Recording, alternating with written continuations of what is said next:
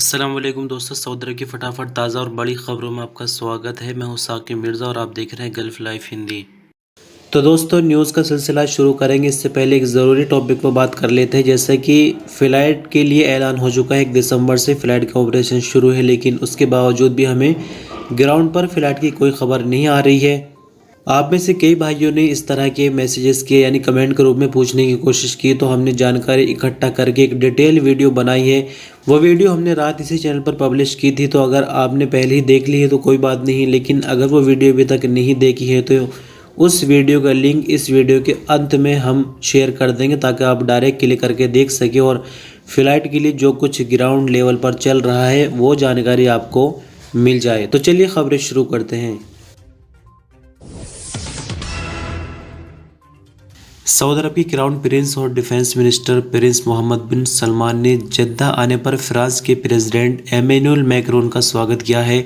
सबक news website के मुताबिक फ्रांस के प्रेसिडेंट सरकारी दौरे पर सऊदी अरब पहुंचे हैं। जद्दा के किंग अब्दुल अजीज एयरपोर्ट पर स्वागत करने वालों में गवर्नर मक्का मुकर्रमा प्रिंस खालिद अल फैसल, सऊदी अरब की कल्चर मिनिस्टर प्रिंस बदर बिन अब्दुल्ला बिन फरहान और दूसरे बड़े सरकारी अधिकारी शामिल थे। दरअसल आपको बता दें कि चार्ली हेब्दो मैगजीन, अगर आपको याद है तो फिर फ्रांस भी याद होगा। चार्ली हेब्दो मैगजीन कुछ टाइम के बाद अल्लाह के नबी के कार्टून छापता है और ये कई बार ये हरकत कर चुका है, तो काफ़ी विवादों में फ्रांस पिछले साल भी रहा है। लेकिन ऐसे में सऊदी अरब के सरकारी दौरे पर कई तरह की टिप्पणियां भी मिल रही है। आगे इस सरकारी दौरे से जुड़ी हुई और भी खबरें आपको जानने को मिलेंगी।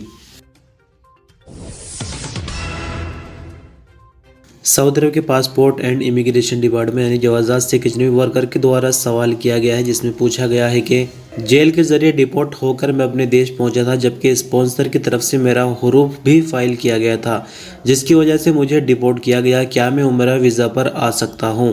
इस हवाले से जवाज़ात का कहना है कि वो लोग जिन्हें सऊदी अरब से डिपोर्ट किया गया हो वो किसी भी वर्क वीज़े पर सऊदी अरब दोबारा नहीं आ सकते, लेकिन ऐसे लोगों को उम्रा और हज वीज़े पर आने की पूरी तरह से इजाज़त है।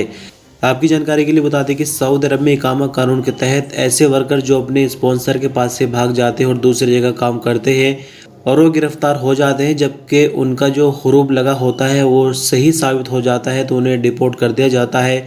ऐसे लोगों को दोबारा सऊदी अरब आने के लिए हमेशा के लिए ब्लैक लिस्ट कर दिया जाता है। जिन लोगों को सऊदी अरब के लिए ब्लैक लिस्ट किया जाता है उन्हें सिर्फ उम्रा और हज के लिए आने की इजाज़त होती है। वो जब चाहे उम्रा और हज वीज़े पर सऊदी अरब आ सकते हैं।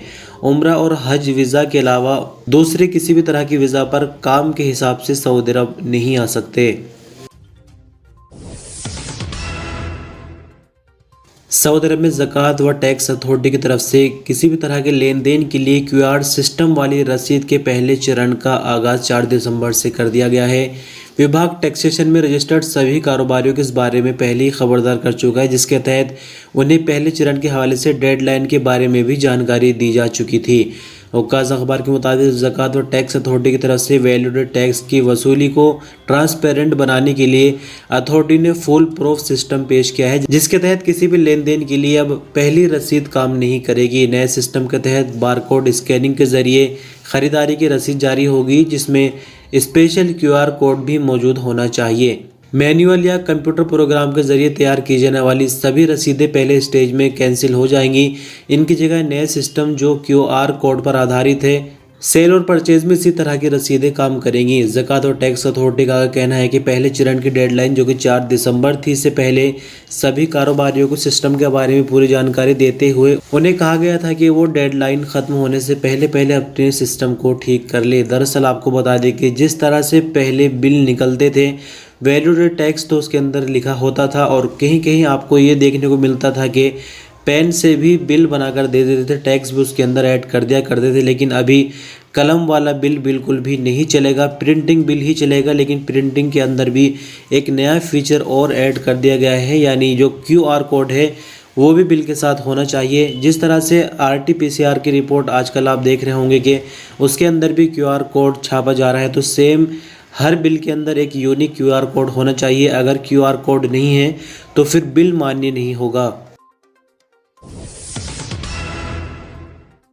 सऊदी अरब के शहर जद्दा में फार्मूला 1 रेस का पहला तजुर्बाती राउंड जुमे को कॉर्निश के ट्रैक पर शुरू हुआ, जिसमें बड़ी तादाद में लोगों ने हिस्सा लिया। सबक न्यूज वेबसाइट के मुताबिक पहले तजुर्बे वाले राउंड में मर्सिडीज टीम से ब्रिटिश राइडर लुइस हैमिल्टन पहले नंबर पर आए। दूसरी पोजीशन रेड बुल टीम से हॉलैंड के राइडर मैक्स वर्स्टैपिन ने संभाल ली, जबकि मर्सिडीज टीम से फिनलैंड के राइडर बोतास तीसरी पोजीशन पर आ गए।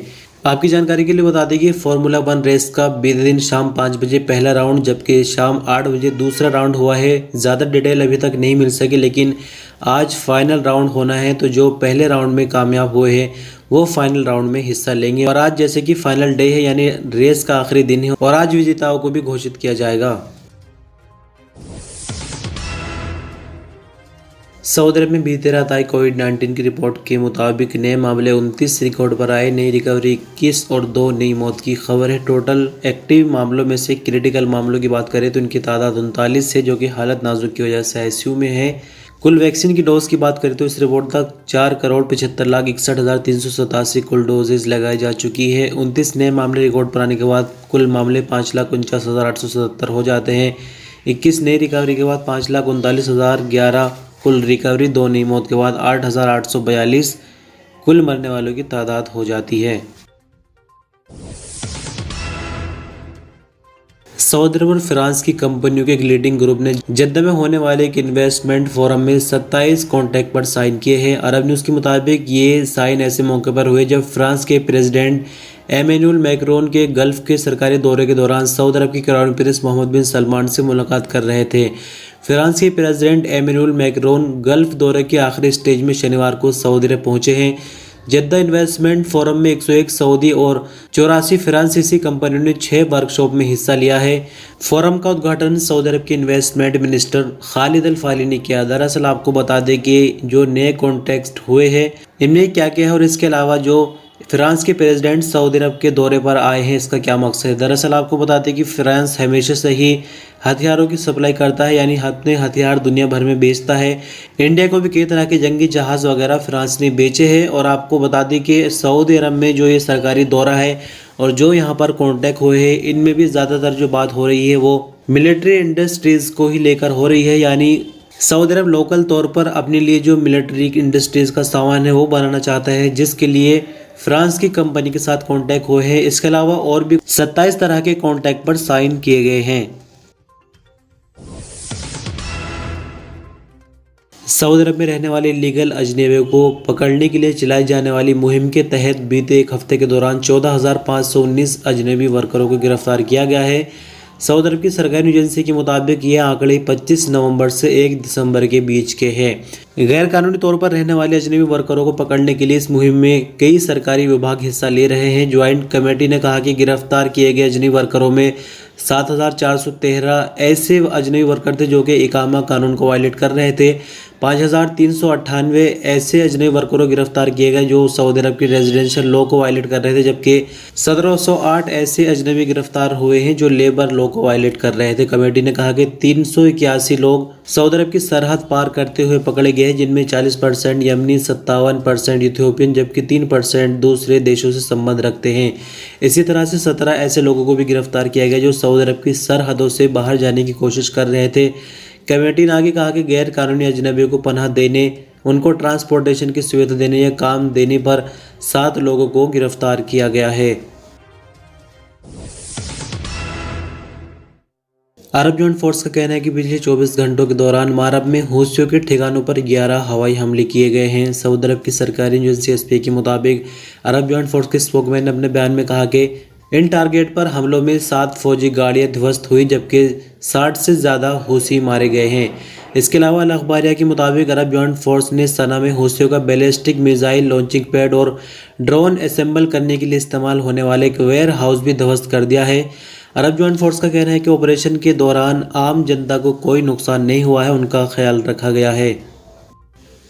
तो दोस्तों, इस तरह से आज के इस न्यूज़ बुलेटिन की आखिरी खबर थी। अब आप वो वीडियो देख सकते हैं जिसका जिक्र हम सबसे शुरू में कर रहे थे, यानी फ़्लाइट के लिए जिस वीडियो में हमने फुल डिटेल दी है उस वीडियो का लिंक आपके मोबाइल की स्क्रीन पर है। यानी एक वीडियो का जो आइकन बनकर दिखाई दे रहा है उस पर क्लिक करके उस वीडियो पर चले जाए और पूरी जानकारी डिटेल में देख सकते हैं। शुक्रिया वीडियो पर अंत तक बने रहने के लिए। अपना ख्याल रखिएगा। अल्लाह हाफिज़।